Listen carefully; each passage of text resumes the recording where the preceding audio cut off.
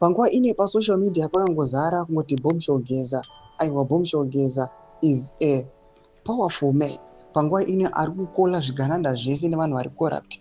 Vari kuuya panguva ine vachisaronda mutungamiri wenyika, vari kulebula zita rake. Panguva ine bombshell Geza, panguva ine uye achipraiswa nevanhu. Pane mavidheos enguva yehondo ari kutendera pasocial media, vanhu vachiti bombshell Geza kubva kudhara aiwa akangongori neagenda 1 yekungoti nyika yeZimbabwe ive liberated.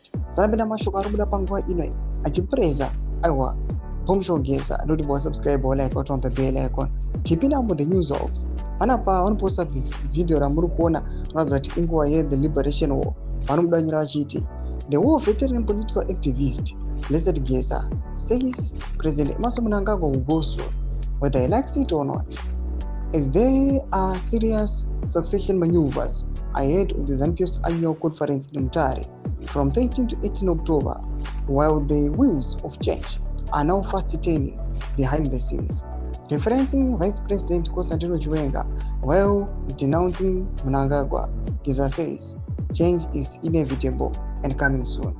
Thomas Kotoko na bombshell Geza ari kachideclare achiti hapasina nguva tungamiri wenyika aiwa achabva. Mashoko ari kuuya achitagwa na bombshell Geza akaonekwa nemunhu wese ari kutendera pasocial media. Panapa patinoona kuti as the country and the ruling party ZANU-PF is heading for the annual conference, amene zvichapera moshere kwaMutare kuManicaland uko kunyatso kuzikanwa kunzi kuchange kune kuvezana kwemazino panguva inoi, panoonekwa kunzi vana bombshell Geza nemawo veterans pamwe chete neimwe section nemasoja yavari kuti vanovabheka vari kuti they are going to attend the same conference and they are going to show their true colors kuti they are not going to endorse the 2030 plan. Mashoko ari kuda panguva inoi, bombshell Geza akalebula vanhu vari corrupt, vakataura akasiyana siyana, vana Daniel Garwe and the likes, vana Wikiro Chivhayo tingatopidza nguva, but these guys they've been labeled vachionekwa kunzi ndo vari kuita kuti nyika yeZimbabwe aiwa ive nemassive suffering vachipromota corruption.